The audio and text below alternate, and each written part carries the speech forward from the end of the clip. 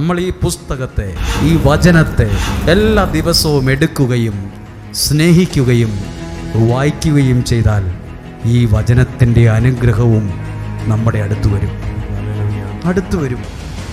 വേറൊന്നും പ്രത്യേകം ഒന്നും ചെയ്യേണ്ട, ആ അനുഗ്രഹം നമ്മുടെ അടുത്തേക്ക് വരും.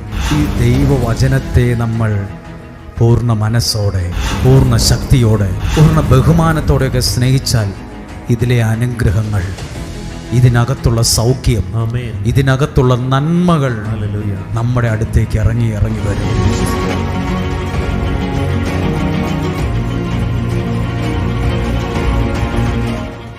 നമുക്ക് വേണ്ട കാര്യങ്ങളെ ദൈവം നമുക്ക് വേണ്ടി ചെയ്തു തരുന്നു.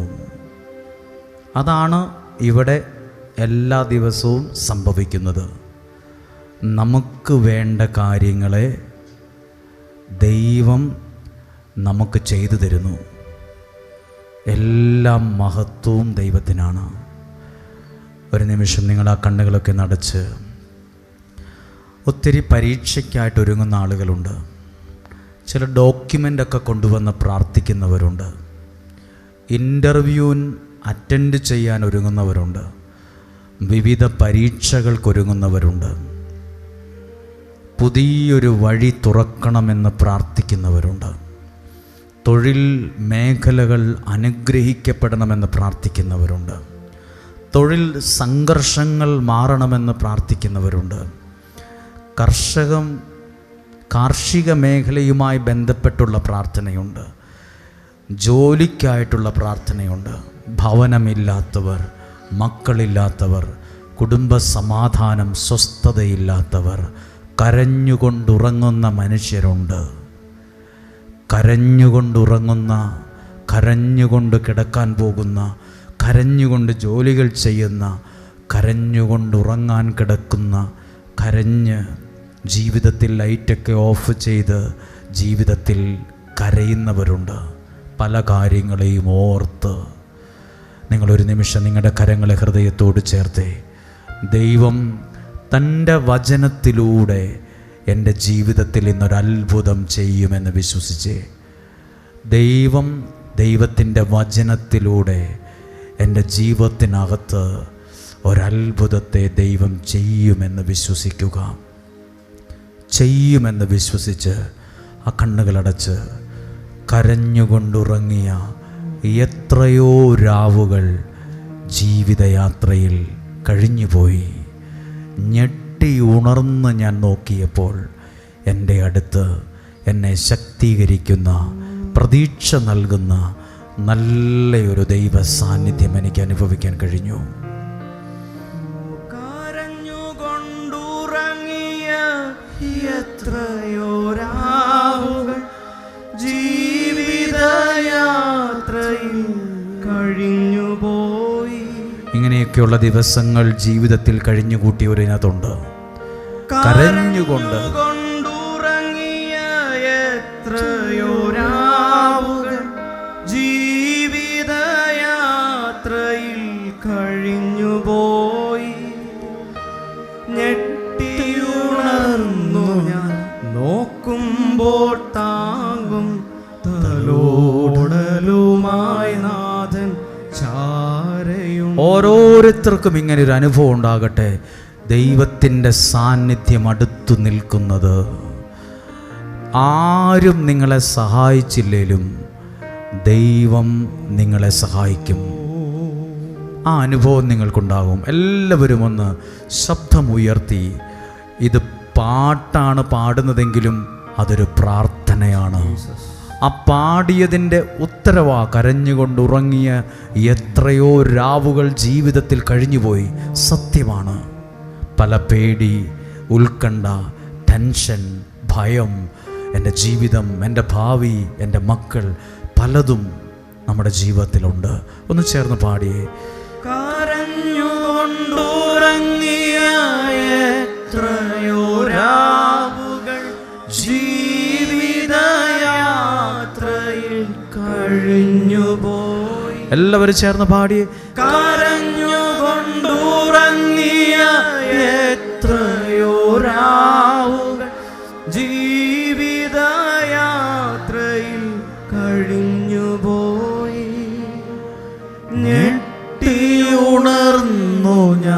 നോക്കുമ്പോൾ താങ്ങും തലോടലുമായി നാഥൻ ചാരയുണ്ട്. ഞെട്ടിയുണർന്നു ഞാൻ നോക്കുമ്പോൾ താങ്ങും തലോടലുമായി നാഥൻ ചാരയുണ്ട്. കണ്ണുകളെ അടച്ച് പ്രാർത്ഥനയ്ക്കായി നിങ്ങളുടെ വിശുദ്ധ കരങ്ങളെ ഒന്ന് ഉയർത്തുമോ? എന്നിട്ട് 23,000-ത്തിലധികം കുഞ്ഞുങ്ങളുടെ പേരുകൾ ഏകദേശം ഇവിടെയുണ്ട്. കൃത്യമായി എണ്ണി തിട്ടപ്പെടുത്തിയിട്ടില്ലെങ്കിലും 23,000-ത്തിലധികം എഴുത്തിലൂടെ ഇവിടെ വന്നെഴുതിയവർ നിയോഗം സമർപ്പിച്ച 23,000 പേരുകളുണ്ട്.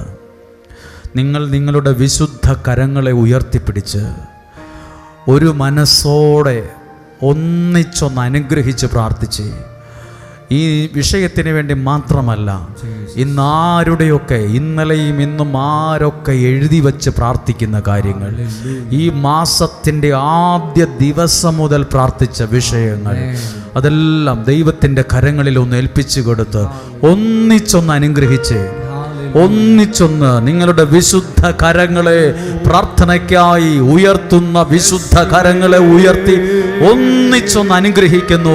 പ്രാർത്ഥിക്കാൻ ഇവിടെ വരുന്നവരെ, പ്രാർത്ഥിക്കാൻ ഇവിടെ വന്നു ചേർന്നവരെ ഞങ്ങൾ ഒന്നിച്ച് അനുഗ്രഹിച്ച് പ്രാർത്ഥിക്കുന്നു. ഞങ്ങൾ ഒന്നിച്ച് അനുഗ്രഹിച്ച് പ്രാർത്ഥിക്കുന്നു. ഓരോ കുഞ്ഞുങ്ങളെയും അവരുടെ ആവശ്യങ്ങളെയും അവരുടെ ജീവിതത്തെയും ഭാവിയെ ഞങ്ങൾ ഒന്നിച്ച് അനുഗ്രഹിച്ച് പ്രാർത്ഥിക്കുന്നു. ഞങ്ങൾ ഒന്നിച്ച് അനുഗ്രഹിച്ച് പ്രാർത്ഥിക്കുന്നു. ഞങ്ങൾ ഒന്നിച്ച് അനുഗ്രഹിച്ച് പ്രാർത്ഥിക്കുന്നു. Hallelujah, hallelujah. യേശുവേ നന്ദി, നന്ദി, നന്ദി. ഹല്ലേലൂയ. കരങ്ങൾ താഴ്ത്തി പ്രാർത്ഥനയോടെ സ്വസ്ഥാനങ്ങളിൽ നമുക്കിരിക്കാം.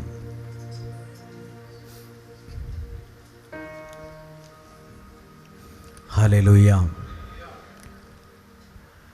നല്ലൊരു ദിവസത്തെ ഓർത്ത് നമുക്ക് ദൈവത്തോട് നന്ദി പറയാം. നല്ല സന്തോഷത്തോടെയും നല്ല പ്രാർത്ഥനയോടും കൂടെയാണ് നിങ്ങൾ ഈ വചനമൊക്കെ കേൾക്കാൻ ഒരുങ്ങുന്നത്. ഇതൊരു ദൈവാനുഗ്രഹത്തിന് കാരണമാകും. ഇങ്ങനെയാണ് ഞാൻ മനസ്സിലാക്കിയത്. നമ്മൾ പ്രാർത്ഥിക്കുമ്പോൾ നമുക്ക് വേണ്ട കാര്യങ്ങളെ ദൈവം നമുക്ക് വേണ്ടി ചെയ്തു തരുന്ന വിശുദ്ധ അനുഭവങ്ങൾ ഈ സ്ഥലത്തുണ്ട്.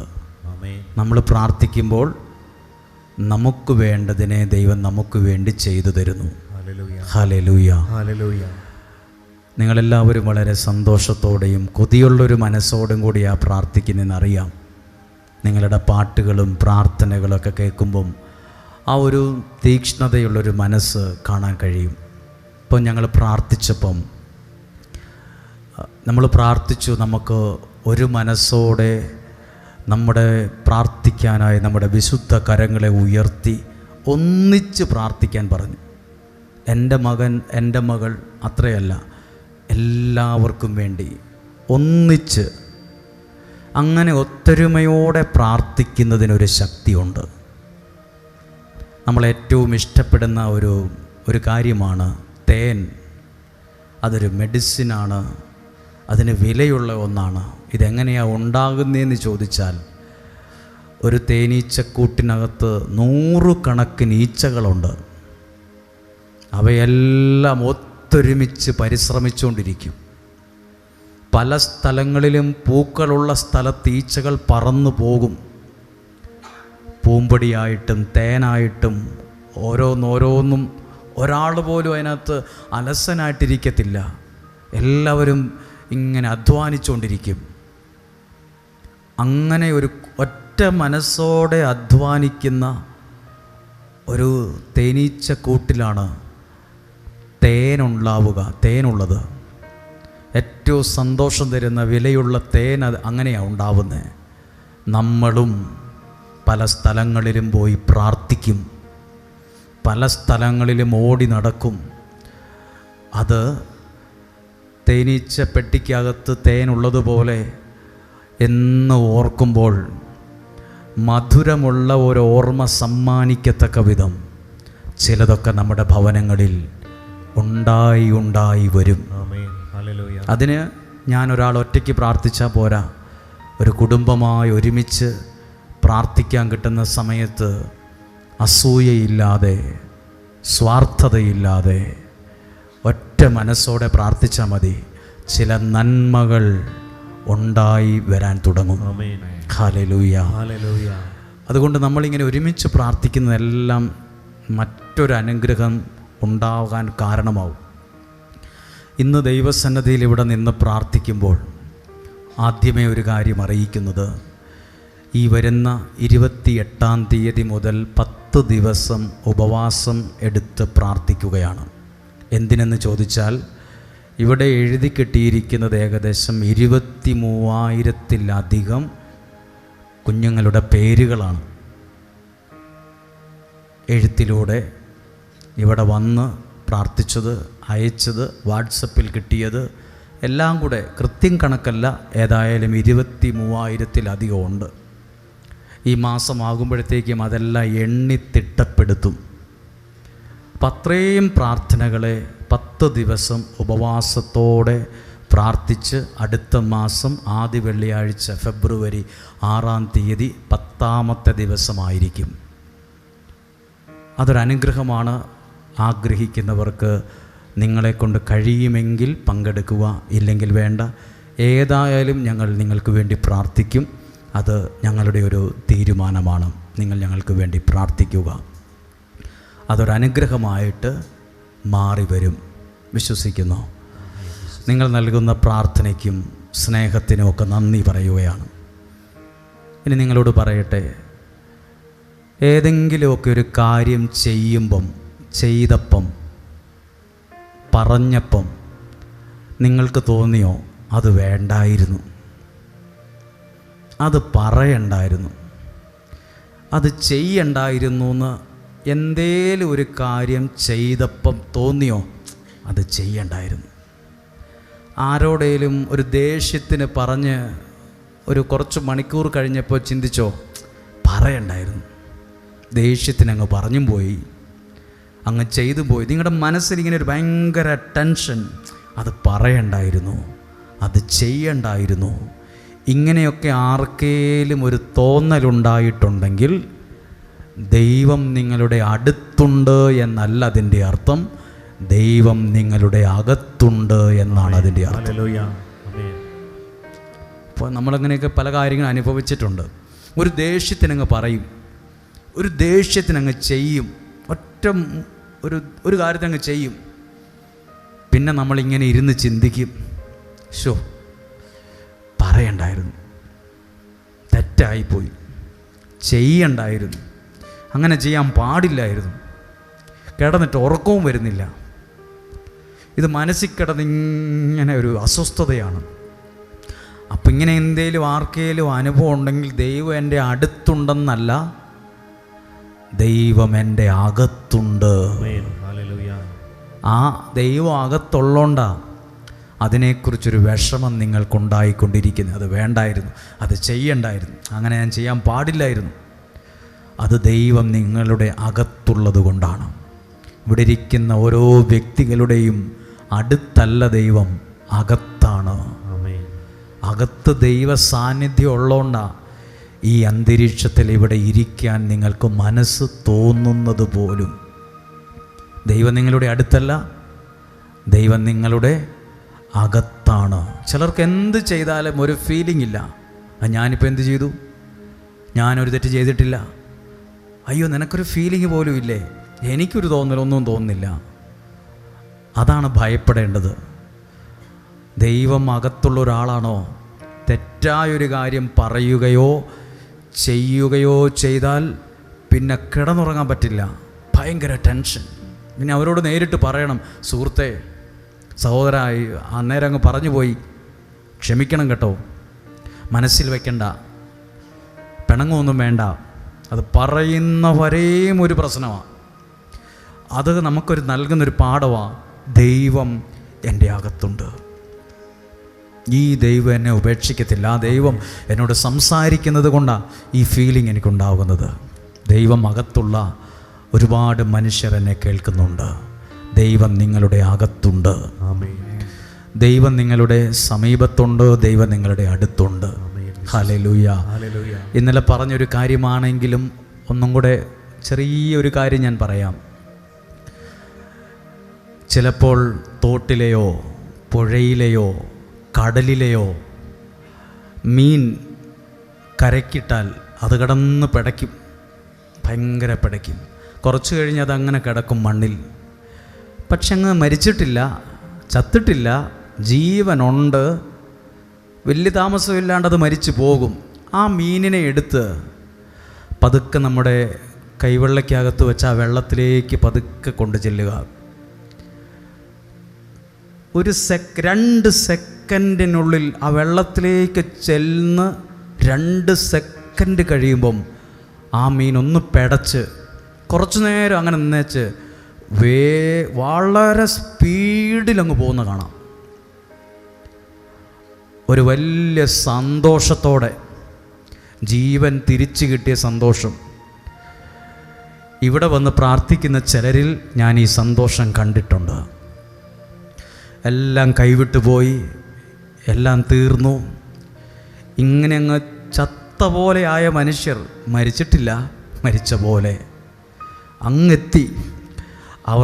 അവരെ ഈ ചത്തുപോകുമെന്ന് വിചാരിച്ച മീനിനെ എടുത്ത വെള്ളത്തിലേക്ക് വിടുമ്പം ഒന്ന് പിടച്ച് സ്പീഡിൽ പോകുന്ന പോലെയാ ഓരോ പ്രാർത്ഥനകളും ഓരോ ശുശ്രൂഷകളും കഴിഞ്ഞ് ഈ മുറ്റത്തിറങ്ങി അവരുടെ വാഹനത്തിലോ ബസ്സിലോ ഓട്ടോറിക്ഷയിലോ വേഗത്തിൽ പോകുന്നത് ഈ മീൻ പോകുന്ന പോലെയാണ്. എന്തോ ഒരു സന്തോഷത്തോടെ, പ്രതീക്ഷയോടെ, സ്നേഹത്തോടെയാണ് പോകുന്നത്. ജീവൻ തിരിച്ചു കിട്ടിയ ഒരു സന്തോഷം ആ മത്സ്യത്തിനുള്ളതുപോലെ പല മനുഷ്യരും ഈ ആലയത്തിൽ വെച്ച് ദൈവാനുഗ്രഹത്തിൽ ഒത്തിരി സന്തോഷിക്കുന്നുണ്ട്. ഈ ശുശ്രൂഷയിലൂടെ പലതും തിരിച്ചു കിട്ടിയ സന്തോഷം പലർക്കുമുണ്ട്. ചിലർക്കത് ആയുസ്സാണ്, ചിലർക്കത് ആരോഗ്യമാണ്, ചിലർക്ക് നല്ല ജീവിതമാണ്, ചിലർക്ക് നല്ല അനുഗ്രഹമാണ്. തിരിച്ചു കിട്ടിയത് പലർക്കും പലതാണ്. അത് അനുഗ്രഹമായിട്ടാണ് തിരിച്ചു കിട്ടിയത്. അതെല്ലാം മഹത്വവും ദൈവത്തിനാണ്. ഹല്ലേലൂയ. ഒന്ന് ചേർന്ന് പറഞ്ഞേ ഹല്ലേലൂയ, ഹല്ലേലൂയ. ഇപ്പോൾ നമ്മൾ ഈ മാസം നല്ല സന്തോഷത്തോടെ പ്രാർത്ഥിക്കുന്നൊരു മാസമാണ്, പുതിയ വർഷത്തിൻ്റെ ആദ്യ മാസം. പ്രത്യേകിച്ച് ഈ കുട്ടികളുടെ പേരൊക്കെ എഴുതി വെച്ച് പ്രാർത്ഥിച്ചു. ഞാൻ ഇതിനെക്കുറിച്ച് ഇങ്ങനെ ചിന്തിച്ചുകൊണ്ടിരിക്കുമായിരുന്നു. ഇതിനേത് തരത്തിലുള്ള ഒരു റിസൾട്ട് ഉണ്ടാവും. അങ്ങനെ ഞാൻ ചിന്തിച്ചപ്പോൾ എനിക്ക് നല്ലൊരു ഉത്തരം ബൈബിളിൽ നിന്ന് കിട്ടി. 1 സാമുവേലിൻ്റെ പുസ്തകത്തിൽ 1-ാം അധ്യായം 26-ാമത്തെ വാക്യം ഹന്ന പ്രാർത്ഥിക്കുന്ന ഒരു മറുപടിയുണ്ട്. അതൊന്ന് വായിക്കുകയാണ്. 1-ാം അധ്യായം 26-ാമത്തെ വാക്യം, 1 സാമുവേലിൻ്റെ പുസ്തകം 1-ാം അധ്യായം 26-ാമത്തെ വാക്യം വായിക്കുകയാണ്. അവൾ എന്ന് പറഞ്ഞാൽ ഹന്ന ആരോട് പറഞ്ഞു? ഏലി പുരോഹിതനോട് പറഞ്ഞു എന്നാണ്. ഹന്ന അവൾ പറഞ്ഞു, ഗുരോ ഇവിടെ അങ്ങയുടെ മുമ്പിൽ നിന്ന് കർത്താവിനോട് പ്രാർത്ഥിച്ച സ്ത്രീ തന്നെയാണ്. ആ ഇൻട്രൊഡക്ഷൻ നോക്കൂ, എങ്ങനെ പറഞ്ഞ പരിചയപ്പെടുത്തിയ നോക്കൂ. ഗുരോ, എന്നെ ഓർമ്മയുണ്ടോ? കുറച്ച് നാളുകൾക്ക് മുമ്പ് ഇവിടെ അങ്ങയുടെ മുമ്പിൽ നിന്ന് കർത്താവിനോട് ദൈവത്തോട് പ്രാർത്ഥിച്ച ആളാണ് ഞാൻ. 27-ാമത്തെ വാക്യം. ഈ കുഞ്ഞിന് വേണ്ടിയാണ് ഞാൻ പ്രാർത്ഥിച്ചത്. ഈ കാര്യത്തിന് വേണ്ടിയാണ് അന്ന് ഞാൻ ഇവിടെ വന്ന് പ്രാർത്ഥിച്ചത്. ആമേൻ. അപ്പോൾ ഒരു കാര്യത്തിന് വേണ്ടി വന്ന് പ്രാർത്ഥിക്കുന്നത് അനുഗ്രഹമാണ്. ആമേൻ. അനുഗ്രഹമാണ്. പോയി പ്രാർത്ഥിച്ചു. അടുത്തത്, എൻ്റെ പ്രാർത്ഥന കർത്താവ് കേട്ടു. ഇത്രയൊക്കെ നമുക്കെല്ലാവർക്കും പരിചയമുള്ള ഭാഗമാണ്. എൻ്റെ പ്രാർത്ഥന കർത്താവ് കേട്ടു. ഇനി അടുത്തത് ഈ അമ്മ ചെയ്ത നിലപാട് കണ്ടോ? ഈ അമ്മ എടുത്ത തീരുമാനത്തെയാണ് സമ്മതിച്ചു കൊടുക്കേണ്ടത്. ഈ തീരുമാനം ചിലപ്പോൾ നമ്മൾ എടുക്കത്തില്ല. 28-ാമത്തെ വാക്യം, ആകയാൽ ഞാൻ അവനെ കർത്താവിന് സമർപ്പിച്ചിരിക്കുന്നു. ഒരു കാര്യം ശ്രദ്ധിച്ചേ, എനിക്ക് കിട്ടിയ കുഞ്ഞാണ്, ഒത്തിരി ആഗ്രഹിച്ച് എനിക്ക് കിട്ടിയതാ എന്നും പറഞ്ഞുകൊണ്ട് പോവുമല്ല. അടുത്തൊരു വാക്ക് പറഞ്ഞു, ആകയാൽ ഞാൻ അവനെ കർത്താവിന് ദൈവത്തിന് സമർപ്പിച്ചിരിക്കുന്നു. നമ്മളും അതാ ഈ മാസം ചെയ്തത്. നമ്മൾ അവരെ കൊണ്ടുവന്നില്ലേലും അവരുടെ പേരുകൾ എഴുതി ഈ പ്രാർത്ഥനയോടെ ആയിട്ടെ, കർത്താവേ, എൻ്റെ മകനെ, എൻ്റെ മകളെ ഞാൻ ദൈവത്തിന് സമർപ്പിച്ചിരിക്കുന്നു. അടുത്ത ഭാഗം വായിച്ചേ. ആജീവനാന്തം. അതൊരു ഭയങ്കര വാക്കാണ്. എത്ര വർഷമാ ആ കുഞ്ഞ് ജീവിച്ച് മരിക്കുന്നവരെ? അജീവാനന്ദം, അല്ലേ? അജീവാനന്ദം. അവൻ കർത്താവിനുള്ളവനായിരിക്കും. അവൻ്റെ ജീവിതകാലം മുഴുവൻ അവൻ ദൈവത്തിനുള്ളവനായിരിക്കും. എന്നിട്ടവർ കർത്താവിനെ ആരാധിച്ചു. ഇവിടെ ഇരിക്കുന്ന എല്ലാ മാതാപിതാക്കളും ശ്രദ്ധിക്കുക. ഏത് പ്രായത്തിലുള്ളൊരു മകനോ മകൾക്കോ ആയിരിക്കട്ടെ നിങ്ങൾ പ്രാർത്ഥിക്കുന്നത്, ഇതുപോലൊക്കെയാ പ്രാർത്ഥിക്കുന്നതെങ്കിൽ അത് ചെന്നെത്തി നിൽക്കുന്നത് അനുഗ്രഹമുള്ള ഒന്നിലായിരിക്കും. ഹല്ലേലൂയ. ഇത്രേ വായിച്ചുള്ളൂ. തൊട്ടു ഭാഗം വായിക്കുക. 3-ാമത്തെ അധ്യായം 1-ാമത്തെ വാക്യം വായിച്ചേ. ഏലിയുടെ സാന്നിധ്യത്തിൽ. ഏലി എന്ന് പറയുന്നത് ആരാണ്? സ്ഥലത്തെ ശുശ്രൂഷകനാണ്, പുരോഹിതനാണ്, ദൈവ ശുശ്രൂഷ ചെയ്യുന്ന ആളാണ്. ആര്? അങ്ങനെ എഴുതിയിരിക്കും. ഏലിയുടെ സാന്നിധ്യത്തിൽ ബാലനായ സാമുവേൽ കർത്താവിന് ശുശ്രൂഷ ചെയ്തു പോന്നു. ഏലി. അപ്പോൾ ഈ കൊച്ചു വീട്ടിലാണോ അതോ ഒരു ശുശ്രൂഷയുടെ ഭാഗമായി ദൈവ സാന്നിധ്യത്തിലാണോ ഇപ്പം നിൽക്കുന്നത്? എനിക്ക് കുറേ നാളുകൾ കുഞ്ഞുങ്ങളില്ലായിരുന്നു, അതുകൊണ്ട് ഞാൻ എവിടെയും വിടുന്നില്ല, എൻ്റെ വീട്ടിൽ തന്നെ നിന്നുള്ള ശുശ്രൂഷ മതി എന്നും പറഞ്ഞല്ല. ഏലിയുടെ സാന്നിധ്യത്തിൽ ബാലനായ, നമ്മളൊക്കെ പറയില്ലേ, നീ ഇപ്പോൾ ശുശ്രൂഷയ്ക്കൊന്നും പോകണ്ട, ഒരു 19 വയസ്സ് കഴിഞ്ഞിട്ട് ശുശ്രൂഷയൊക്കെ പോയാൽ മതി. വയസ്സായ ആൾക്കാരൊക്കെയാണ് ശുശ്രൂഷയ്ക്ക് പോകുന്നത്. ഈ അമ്മേനെ സമ്മതിക്കണം. കൊച്ചു പ്രായത്തിൽ തന്നെ മകനെ ശുശ്രൂഷകനാക്കി. ആളെ ഒരു ദൈവ ശുശ്രൂഷനാക്കി. അയ്യോ, എനിക്ക് കുഞ്ഞില്ലായിരുന്നു, കുഞ്ഞിനെ കിട്ടി, അതുകൊണ്ട് ഞാൻ എങ്ങോട്ടും വിടത്തില്ല എന്നും പറഞ്ഞുകൊണ്ട് ലാളിച്ചും സ്നേഹിച്ചും മാത്രം ഭക്ഷണവും കൊടുത്ത് കിടത്തി ഉറക്കി നല്ല വാക്കുകൾ പറഞ്ഞ് വീട്ടിൽ തന്നെ ഇരുത്തുമല്ല. ചെറുപ്പത്തിലെ ആ കുഞ്ഞിനെ ആ അമ്മ ശുശ്രൂഷകനാക്കി വളർത്തി. എഴുതിയിട്ടുണ്ട്, ബാലനായ സാമുവേൽ അവൻ 50 വയസ്സായപ്പോഴല്ല, 70 വയസ്സായപ്പോഴല്ല ശുശ്രൂഷിക്കാൻ പോയത്. ചെറുപ്പം മുതലേ ആളൊരു ശുശ്രൂഷകനായി മാറി.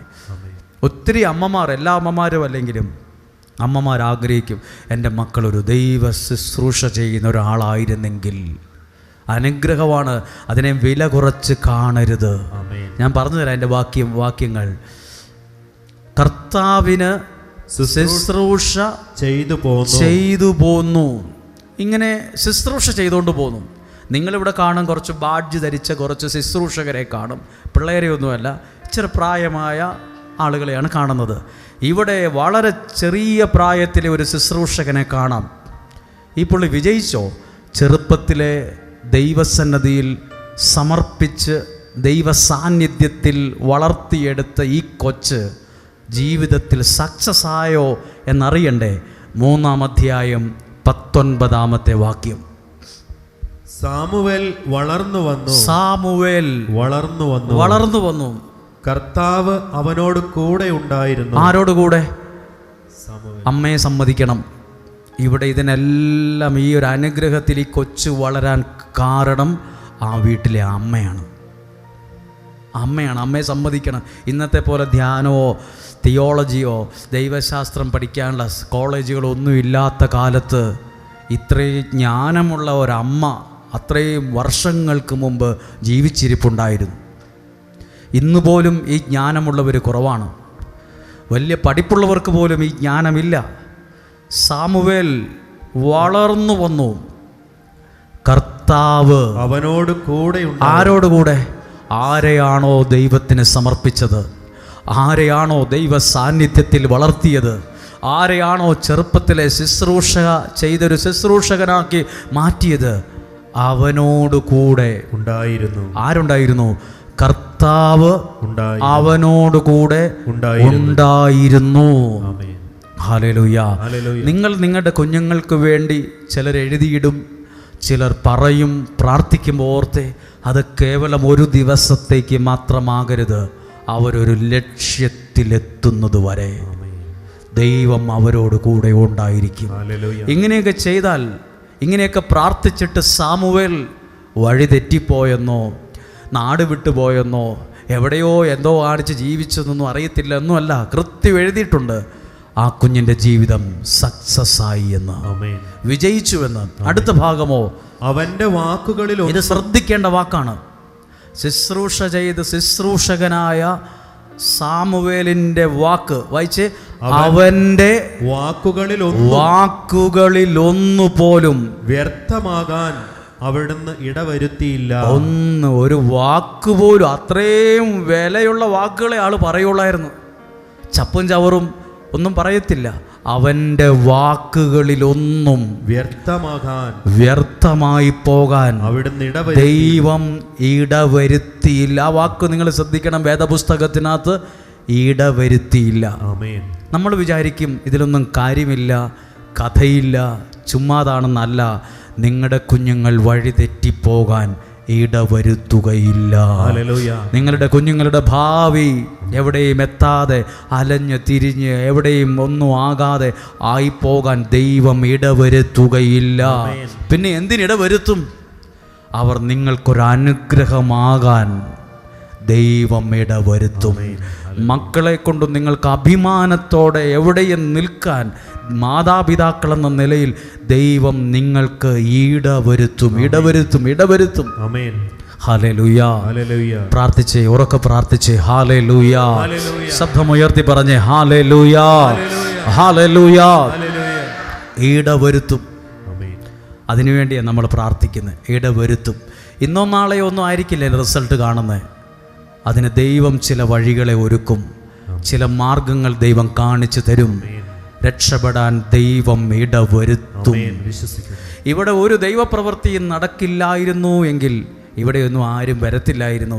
ഈ തിക്കും തിരക്കും ബഹളവും ഒന്നും ഇവിടെ ഉണ്ടാകില്ലായിരുന്നു. ഈ തിക്കിൻ്റെയും ഈ തിരക്കിൻ്റെയും ഈ നിലത്തിരിക്കുന്നതിൻ്റെയും നിൽക്കുന്നതിൻ്റെയും കാരണം ഇവിടെ ദൈവപ്രവൃത്തികൾ നടക്കുന്നത് കൊണ്ടാണ്. ദൈവ സാന്നിധ്യമുള്ളിടത്ത് ജനം വന്നു ചേർന്നുകൊണ്ടേയിരിക്കും. അതിന് പരസ്യ ബോർഡുകൾ ആവശ്യമില്ല. അതിനെക്കുറിച്ച് വലിയ വാക്കുകളൊന്നും പറയണ്ട. ആരെയും വീട്ടിൽ വന്ന് ക്ഷണിക്കണ്ട. ഇങ്ങനെ ഉണ്ട്, വരണം എന്നൊന്നും പറയണ്ട. ദൈവം മനുഷ്യരെ ആലയത്തിൽ കൊണ്ടുവരും. ദൈവം അവരിൽ പ്രവർത്തിക്കാൻ തുടങ്ങും. ഹല്ലേലൂയ. ഇത്രയും കാര്യങ്ങൾ നിങ്ങൾ കേട്ടു. ഇനി വളരെ ശ്രദ്ധിക്കേണ്ട ഒരു കാര്യമാണ്, നമ്മൾ എന്തിനെ ആണോ ബഹുമാനിക്കുന്നത്, എന്തിനെയാണോ ബഹുമാനിക്കുന്നത് അത് നമ്മുടെ അടുത്തേക്ക് വരും. നമ്മൾ എന്തിനെയാണോ സ്നേഹിക്കുന്നത് ആ സ്നേഹിക്കുന്നത് നമുക്കൊരനുഗ്രഹമാകും. അതിൻ്റെ കാര്യങ്ങൾ വ്യക്തമാവുകയാണ്. ഞാൻ പറയുന്ന ഉദാഹരണമൊന്നും നിങ്ങൾക്കെല്ലാം ഇഷ്ടപ്പെടുവോ ഇല്ലയോ എന്നൊന്നും എനിക്കറിയത്തില്ല.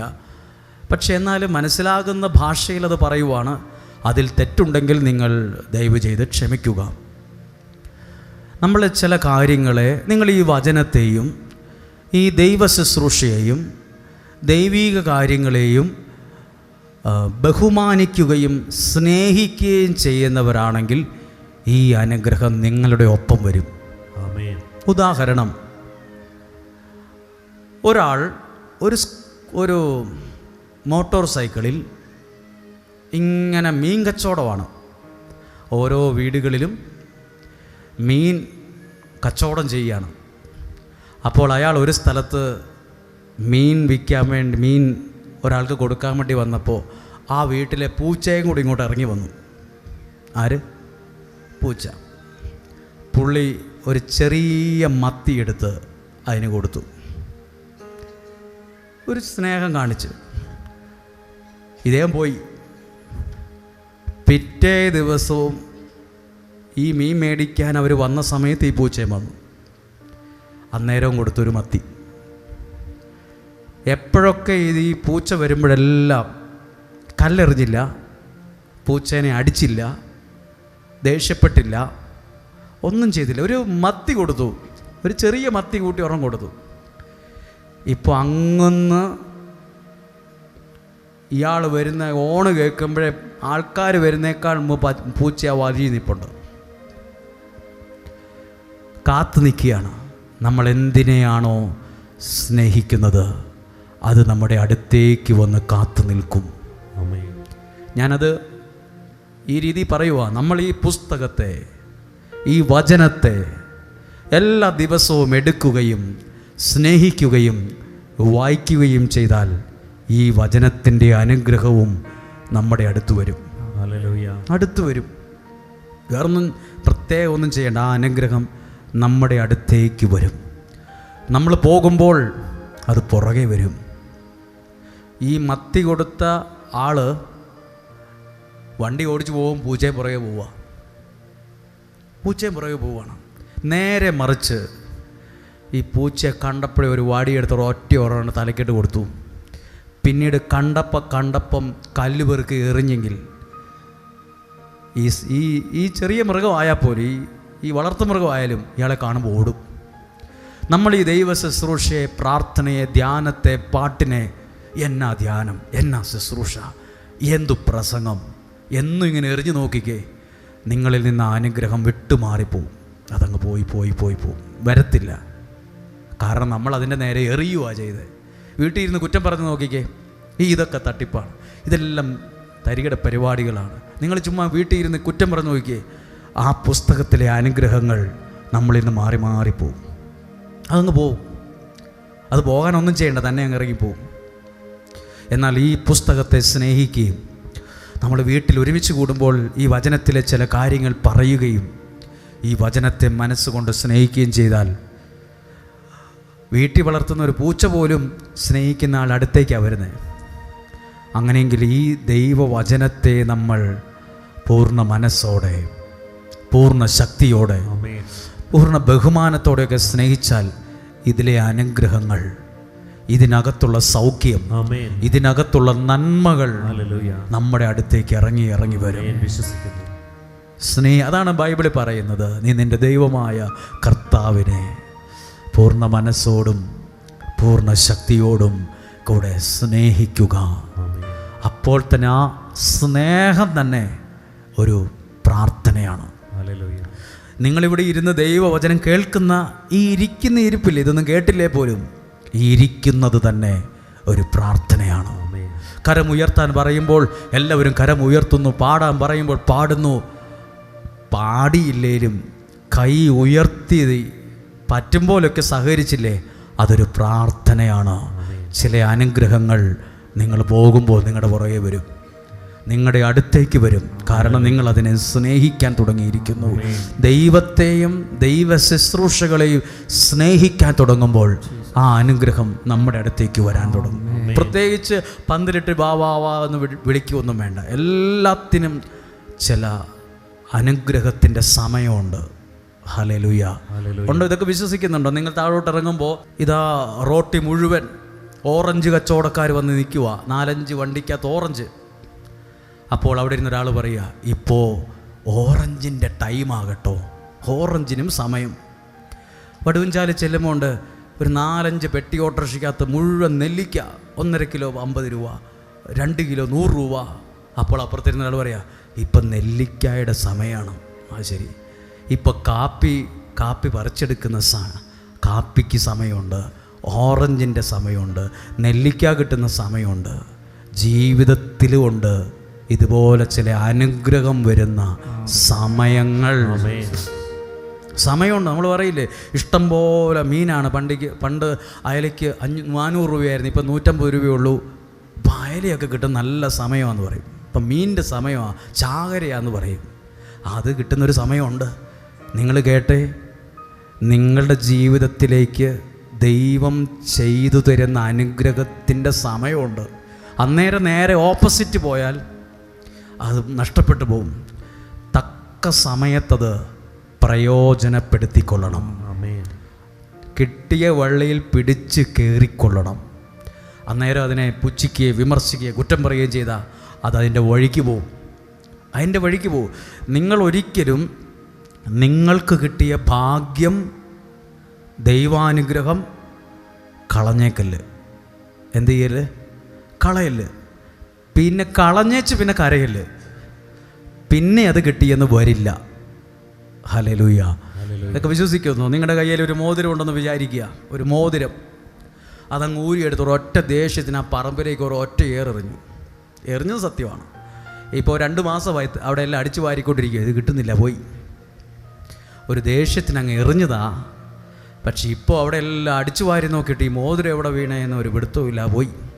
ജീവിതത്തിൽ വരുന്ന ഭാഗ്യവും ഇങ്ങനെയാണ്. ഊരി എറിയാൻ എളുപ്പമാണ്, പിന്നീട് അരിച്ച് പെറുക്കിയാൽ അത് കിട്ടിയെന്ന് വരില്ല, തിരിച്ചത് കയ്യിൽ കിട്ടണമെന്നില്ല.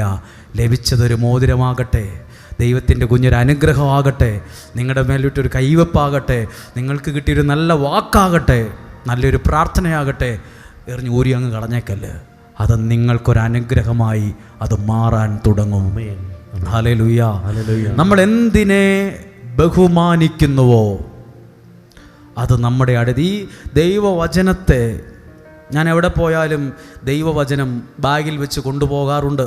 ഞാൻ ചെല്ലുന്ന സ്ഥലത്തും ബൈബിളൊക്കെ ഉണ്ട്. എന്നോടൊരാൾ ചോദിച്ചു, എന്തിനാണ് ബൈബിൾ കൊണ്ടുപോകുന്നത്? ഇവിടെ ബൈബിളുണ്ട്. ഒരു ജോഡി ഡ്രസ്സ് കുറഞ്ഞാലും ഈ പുസ്തകം ഞാൻ കൊണ്ടുപോകാൻ മടിക്കാറില്ല. എവിടെ പോകുമ്പോഴും ഇത് ഞാൻ കൊണ്ടുപോകാറുണ്ട്. ഈ പുസ്തകത്തെ ഞാൻ സ്നേഹിക്കാറുണ്ട്.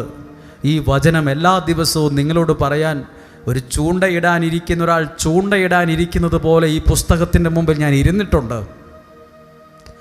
ഈ പുസ്തകത്തിൻ്റെ മുമ്പിൽ ഈ ചൂണ്ടയിടാനിരിക്കുന്ന ആൾക്കാർ ഇരുന്ന പോലെ ഇരുന്നാലേ എല്ലാ ദിവസവും വചനവും അതിനെ പറ്റിയ വ്യാഖ്യാനവും കിട്ടത്തുള്ളൂ. മൈക്കെടുക്കുമ്പോൾ ബൈബിൾ തുറന്ന വചനമല്ല ഡെയിലി ബ്ലെസ്സിങ്ങിൽ പറയുന്നത്.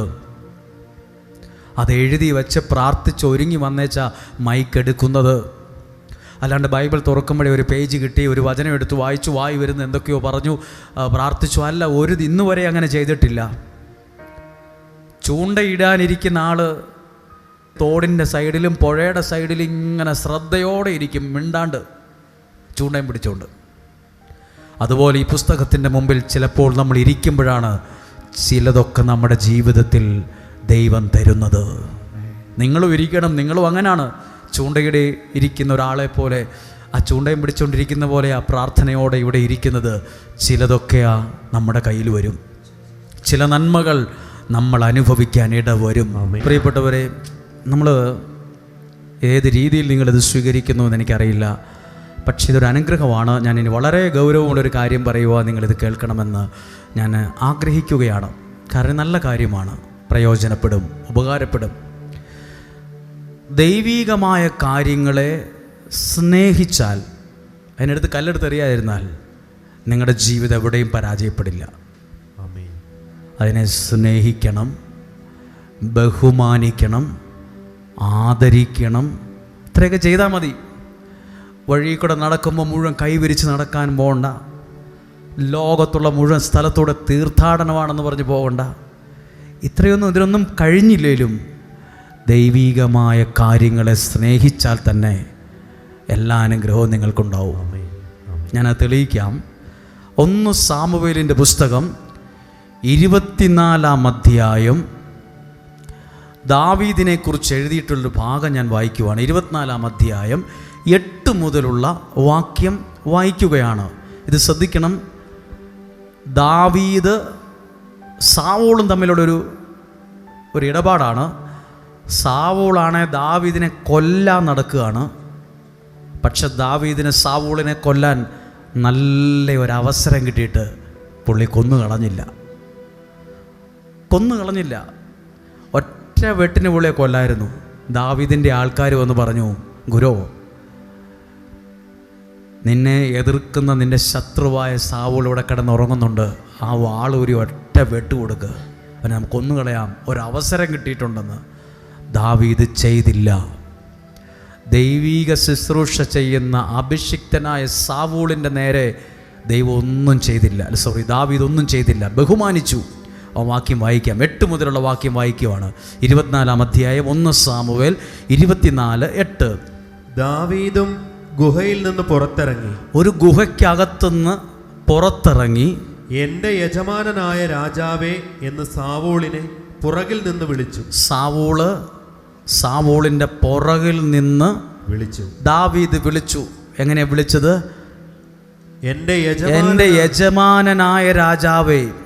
അപ്പോൾ സാവൂൾ തിരിഞ്ഞു നോക്കിയപ്പോൾ ദാവീദ് സാഷ്ടാംഗം വീണ് വിധേയത്വം കാണിച്ചു. സാഷ്ടാംഗം വീണ് നോക്കണം, ഇവിടെ മിത്രങ്ങളല്ല, ശത്രുക്കളാണ്.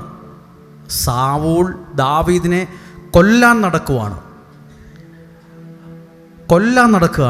അപ്പോൾ തിരിഞ്ഞു നോക്കി സാഷ്ടാംഗം വീണു. 9-ാമത്തെ വാക്യം. അവൻ സാവൂളിനോട് ചോദിച്ചു, ദാവീദ് അങ്ങയുടെ ശത്രുവാണെന്ന് പറയുന്നവരുടെ വാക്കുകൾ അങ്ങ് കേൾക്കുന്നത് എന്തിന്? നമ്മൾ തമ്മിൽ ശത്രുക്കളാണെന്നല്ലേ മൊത്തം ആൾക്കാർ പറയുന്നേ. ഇനി 10-ാമത്തെ വാക്യം. കർത്താവ് ഇന്ന് ഈ ഗുഹയിൽ വെച്ച് അങ്ങയെ എൻ്റെ കയ്യിൽ ഏൽപ്പിച്ചത് എങ്ങനെയെന്ന് അങ്ങ് തന്നെ കണ്ടില്ലേ? ദാവീദ് പറയുവാ, ഇന്നലെ ഇവിടെ വന്നല്ലേ കിടന്നത്, ഇന്നലെ എനിക്ക് നിങ്ങളെ കൊല്ലായിരുന്നു. എൻ്റെ കയ്യിൽ അതിനെ പറ്റിയൊരു സാഹചര്യം വന്നായിരുന്നു, കൊല്ലായിരുന്നു. പക്ഷേ അങ്ങയെ കൊല്ലണമെന്ന് ചിലർ പറഞ്ഞെങ്കിലും എൻ്റെ കൂടെ നിന്നവർ പറഞ്ഞു, ആ വാളെടുത്ത് കൊല്ല്, ആ വ്യക്തിയെ വെട്ടിക്കൊല്ല്. കൊല്ലണമെന്ന് പറഞ്ഞെങ്കിലും ഞാൻ ചെയ്തില്ല. എല്ലാവരും പറയുന്നത് ചാടി ചെയ്യരുത്. പലരും പറയും വെട്ട്, കുത്ത്, അങ്ങനെ ചെയ്യും, ഇങ്ങനെ ചെയ്യും. പകരം ചോദിക്കണം. മിണ്ടാതിരുന്നെങ്കിൽ പോയി നിങ്ങൾ ചോദിക്കാനല്ലേ നിങ്ങളോട് പറഞ്ഞത്. കത്തിച്ചു വിടും ചിലര്. ദാവീദ് പറയുക, ഞാൻ ചെയ്തില്ല, എൻ്റെ യജമാനനെതിരെ ഞാൻ കൈ ഉയർത്തുകയില്ല. ആ വാക്ക് ശ്രദ്ധിക്കണം. അങ്ങ് ദൈവത്തിൻ്റെ ഒരു അഭിഷിക്തനാണ്, ദൈവ ശുശ്രൂഷ ചെയ്തിരുന്ന ഒരാളാണ്.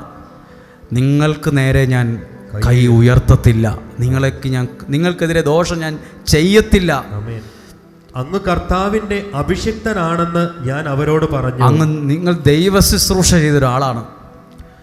അപ്പോൾ ദാവീദ് എന്താ ചെയ്ത്? ദാവീദ് ആ ശുശ്രൂഷകനെ, ദൈവ ശുശ്രൂഷയെ സ്നേഹിച്ചു, ബഹുമാനിച്ചു. കല്ലെടുത്തെറിഞ്ഞില്ല, കൊല്ലാൻ വാളൂരിയില്ല, ബഹുമാനിച്ചു. ഇനി അടുത്ത ഭാഗമുണ്ട്. എൻ്റെ പിതാവേ, ഇതാ എൻ്റെ കയ്യിൽ അങ്ങയുടെ മേലങ്കിയുടെ ഒരു കഷണം, അങ്ങിട്ടിരുന്ന ഉടുപ്പിൻ്റെ ഒരു കഷണം ഞാൻ മുറിച്ചെടുത്തിട്ടുണ്ട്. എന്നാ സംഭവം എന്നറിയാമോ? നിങ്ങൾക്കറിയാം. സാവൂൾ ഗുഹയ്ക്കകത്ത് കിടന്നുറങ്ങുമ്പോൾ യാത്ര ചെയ്ത് ക്ഷീണം കൊണ്ട് ബോധമില്ലാതെ കിടന്നുറങ്ങി. ദാവീദ് വന്നേച്ച് വാളെടുത്ത് ആ വ്യക്തിയുടെ കഴുത്തിന് വെട്ടായിരുന്നു, പക്ഷെ വെട്ടിയില്ല. പക്ഷേ അദ്ദേഹം ഇട്ട വസ്ത്രത്തിൻ്റെ ഒരു ഭാഗം കണ്ടിച്ചെടുത്ത് കയ്യിൽ വെച്ചിട്ട് പറയുക, അങ്ങയുടെ മേലങ്കിയുടെ ഒരു കഷണം ഞാൻ അതിൻ്റെ അറ്റം മുറിക്കുകയും അങ്ങയെ കൊല്ലാതിരിക്കുകയും ചെയ്തതിനാൽ ഞാൻ ദ്രോഹിയോ തെറ്റുകാരനോ അല്ലെന്ന് അങ്ങ് അറിഞ്ഞാലും. ചെയ്തില്ല. ഒരു വസ്ത്രത്തിൻ്റെ ഒരു ഭാഗം മുറിച്ചെടുത്തു. ശ്രദ്ധിച്ചേ, ദാവീദ് ദൈവികമായ കാര്യങ്ങൾ ചെയ്യുന്നവരെയും ദൈവിക ശുശ്രൂഷകളെയും പറഞ്ഞ് ബഹുമാനിച്ചു, ആദരിച്ചു. എന്നിട്ട് എന്തെങ്കിലും അനുഗ്രഹം ഉണ്ടായോ? ആ വാക്യം വായിക്കാം. 26-ാം അധ്യായം 25-ാമത്തെ വാക്യം വായിച്ചേ. 1 സാമുവേൽ 26-25. ദൈവത്തിൻ്റെ അഭിഷേകത്തെ, ശുശ്രൂഷകളെ ദൈവിക കാര്യങ്ങളെ ബഹുമാനിച്ച വ്യക്തിയെക്കുറിച്ച് എഴുതിയിരിക്കുവാണ്.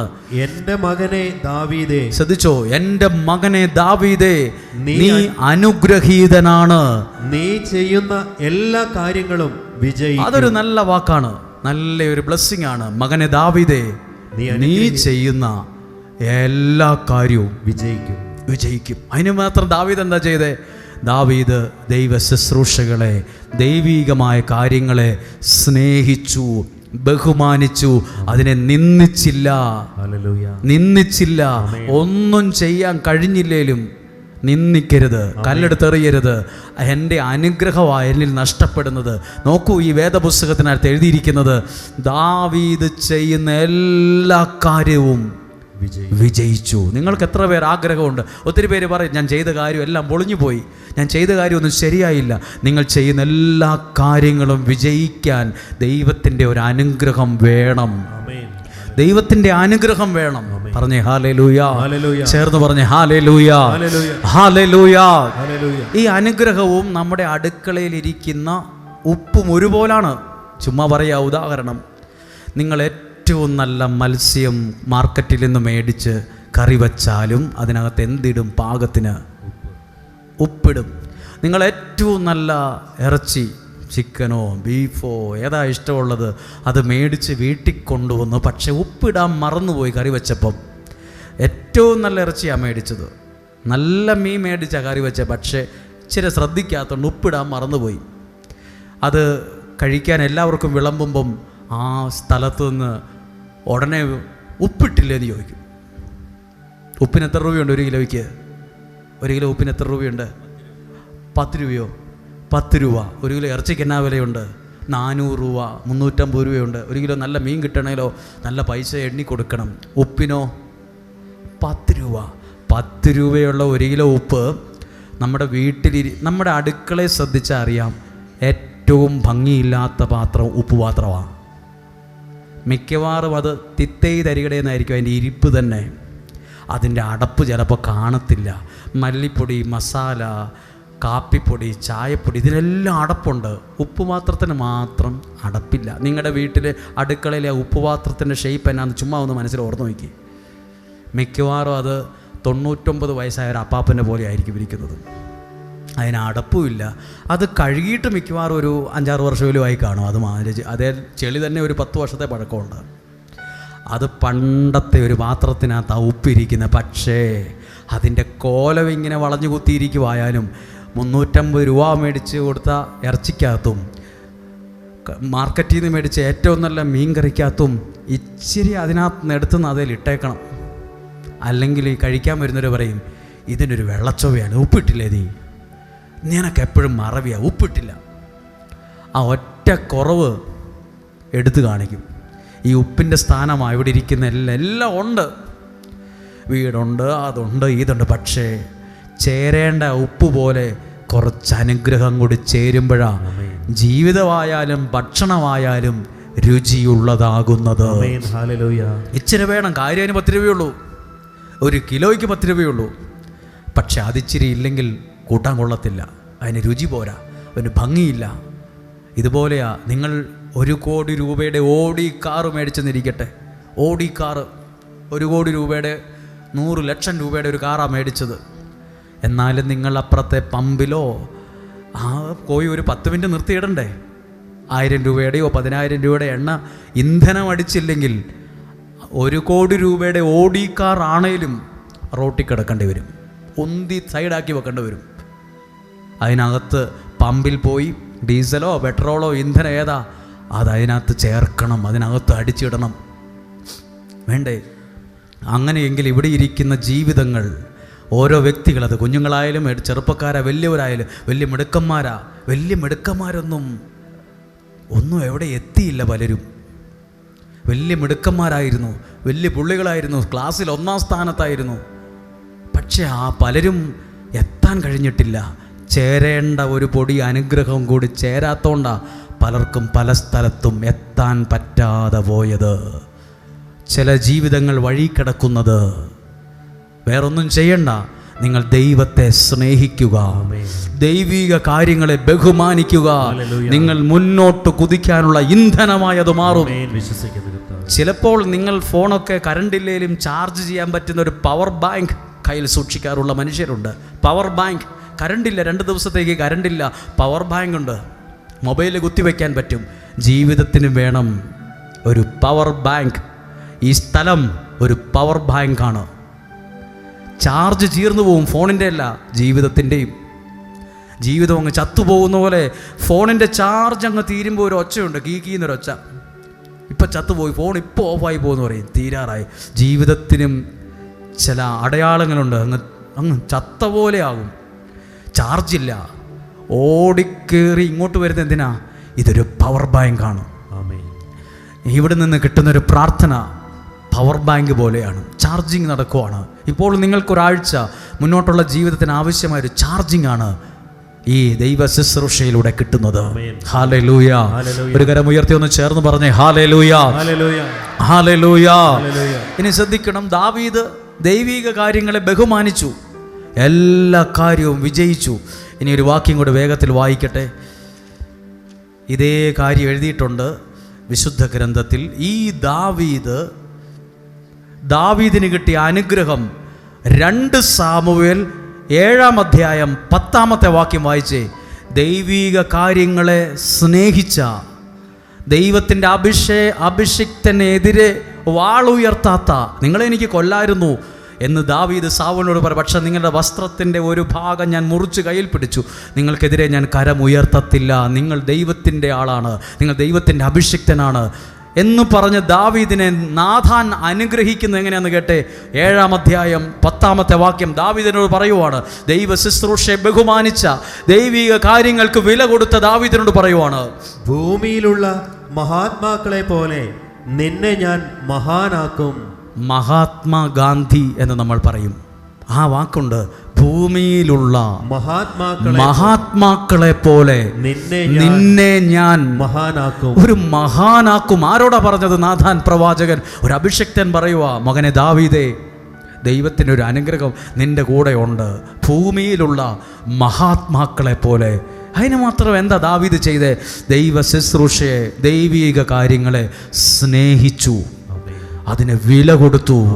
ബഹുമാനിച്ച വ്യക്തിയോട് പറയുക, ഭൂമിയിലുള്ള മഹാത്മാക്കളെ പോലെ നിന്നെ ഞാൻ മഹാനാക്കും. ഇനി അടുത്ത ഭാഗം വായിക്കുകയാണ്. അതിൻ്റെ ശത്രുക്കളിൽ നിന്ന് നിനക്ക് ഞാൻ ശാന്തി നൽകും. നിനക്ക് ശത്രുക്കളുണ്ടെങ്കിലും ശത്രു നിന്നെ തൊടിയേല. അടുത്ത ഭാഗം, നിന്നെ ഒരു വംശമായി വളർത്തുമെന്നും. അവിടെ ഒരു വാക്കുണ്ട്, നിന്നെ ഒരു വംശമായി. ഏത് നിന്നെ? ദൈവിക കാര്യങ്ങളെ ബഹുമാനിച്ച, സ്നേഹിച്ച നിന്നെ ഒരു വംശമായി വളർത്തും. ആ വാക്ക് ബൈബിളിലുണ്ട്, വളർത്തും. വളർത്തുന്നൊരു ദൈവമുണ്ട്. ഈ പ്രതിസന്ധിയിൽ നിന്ന് നിങ്ങളെ മാറ്റി നിങ്ങളുടെ ജീവിതത്തെ ഉയർത്തുന്ന, വളർത്തുന്ന ദൈവമുണ്ട്. ദൈവത്തിന്റെ ശുശ്രൂഷയെ മാനിച്ച ദാവീദിനോട് പറയുക, നിന്നെ ഒരു വംശമായി ദൈവം നിന്നെ വളർത്തുമെന്ന്. അല്ലാണ്ട് ഒരു അവസരം കിട്ടിയപ്പോൾ വാള് വീശി ദൈവികമായ കാര്യങ്ങളെയെല്ലാം കൊന്നുകളഞ്ഞ, കുറ്റം പറഞ്ഞ, വിമർശിച്ച ഒരാളോടല്ല പറഞ്ഞത്. അഭിഷേകത്തെ, ശുശ്രൂഷയെ, ദൈവിക കാര്യങ്ങളെ ബഹുമാനിച്ച, സ്നേഹിച്ച ദാവീദിനോട് പറയുക, ദൈവം നിന്നെ ഒരു വംശമായി വളർത്തും. ഇതൊക്കെ നിങ്ങളുടെ കുഞ്ഞുങ്ങളിൽ അനുഗ്രഹമായിട്ട് വരട്ടെ. ഇവിടെ ഇരുന്ന് പ്രാർത്ഥിക്കുന്ന മാതാപിതാക്കൾ, ഇവിടെ ഇരുന്ന് പ്രാർത്ഥിക്കുമ്പോൾ, വചനം കേൾക്കുമ്പോൾ, നിങ്ങളുടെ കുഞ്ഞുങ്ങളെ ദൈവം ഒരു വംശമായി, ഒരു അനുഗ്രഹമായി അവരെ ഉയർത്തട്ടെ, വളർത്തട്ടെ എന്ന് തന്നെയാ പ്രാർത്ഥിക്കുന്നത്. ഒരു വംശമായി വളർത്തും. പിന്നെയോ, ദിനങ്ങൾ തികഞ്ഞ് നീ പൂർവികരോട്. അവിടെ ഒരു വാക്കുണ്ട്, ദിനങ്ങൾ തികഞ്ഞ്. അതെന്താ തികഞ്ഞ്? അതാണ് ഡെയിലി ബ്ലെസ്സിങ്ങിൽ ഒരു പ്രാർത്ഥനയുണ്ട്. മൂപ്പെത്താത്ത മരണത്തിൽ നിന്ന്. ഒരാൾക്കൊരു ആയുസ് ദൈവം വച്ചിട്ടുണ്ട്, എനിക്കൊരു ആയുസ് ദൈവം വച്ചിട്ടുണ്ട്. ആയുസ് എത്തുന്നതിന് മുമ്പ് അപകടങ്ങൾ, ദുർമരണങ്ങൾ സംഭവിക്കുക. അതാണ് ദിനങ്ങൾ തികയണം, അതാണ് ദീർഘായുസ്. ദിനങ്ങൾ തികഞ്ഞ് നീ പൂർവികരോട് ചേരുമ്പോൾ നിന്റെ ഔരസപുത്രനെ ഞാൻ ഉയർത്തി. അതൊരു ശ്രദ്ധിക്കണം. ദാവീദ് എന്ന് പറയുന്ന അപ്പൻ അഭിഷേകത്തെയും ശുശ്രൂഷയെയും മാനിച്ചപ്പോൾ നാഥാൻ പ്രവാചകൻ പറയുവാണ്, നിന്റെ ഔരസപുത്രനെ ഞാൻ ഉയർത്തും, മക്കളെ ഉയർത്തുമെന്ന്. പ്രാർത്ഥിക്കുന്ന എല്ലാ അമ്മമാരും അപ്പന്മാരും, നാളെ അമ്മമാരും അപ്പന്മാരാകുന്നവരും ഒക്കെ ശ്രദ്ധിച്ചേ.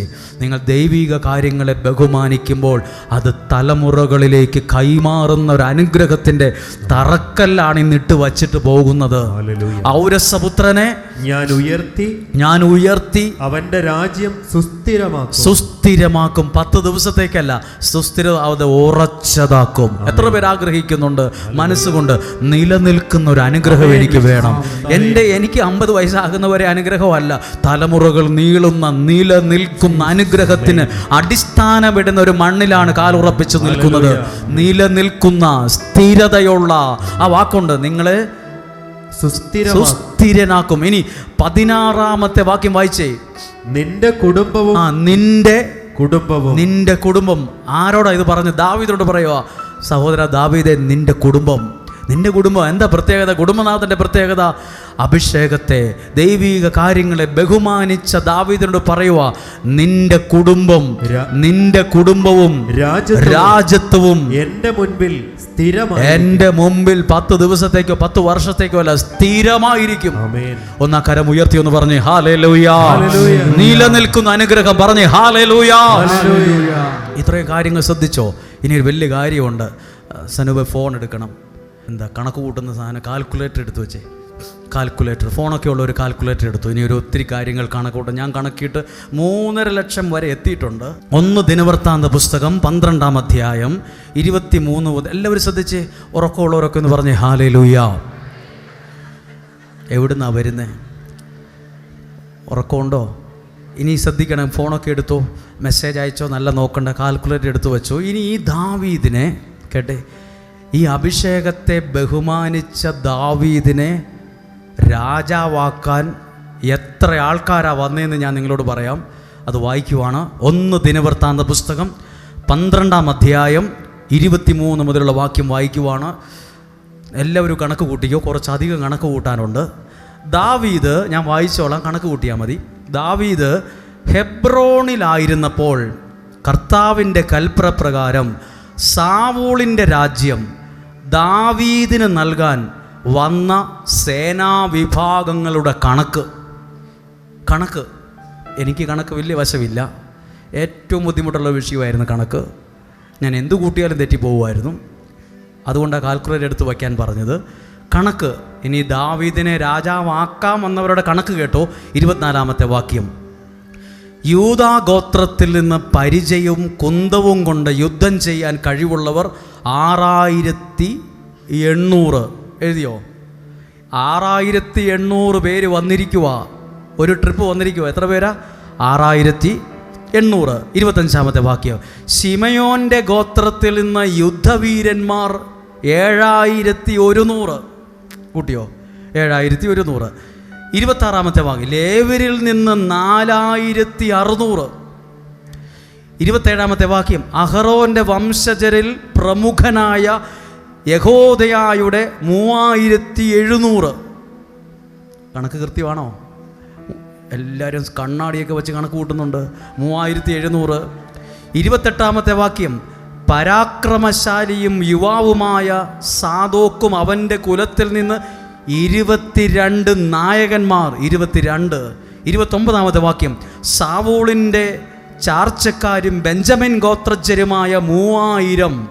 അവരിൽ ഭൂരിഭാഗവും ഇതുവരെയും സാവൂൾ കുടുംബത്തോടു കൂടെ ആയിരുന്നു. ഇനി 30-ാമത്തെ വാക്യം. എഫ്രായിം ഗോത്രജരിൽ നിന്ന് പരാക്രമികളും തങ്ങളുടെ പിതൃഭവനങ്ങളിൽ പ്രഖ്യാതിതരുമായ 20,800. കണ്ണു പിടിക്കുന്നില്ലല്ലോ. 20,800. അതെ. 31-ാമത്തെ വാക്യം. മനാസയുടെ അർദ്ധഗോത്രത്തിൽ നിന്ന് ദാവീദിനെ രാജാവായി വാഴിക്കാൻ നിയുക്തരായവർ 18,000. ഇസഹാക്കർ ഗോത്രത്തിൽ നിന്ന് ജ്ഞാനികളും കാലാനുസൃതമായി ഇസ്രായേൽ എന്തു ചെയ്യണമെന്ന് അറിയുന്നവരുമായ 200 നായകന്മാർ. 200. അവരുടെ കീഴിലുള്ള ചാർച്ചക്കാർ കണക്കെഴുതിയിട്ടില്ല.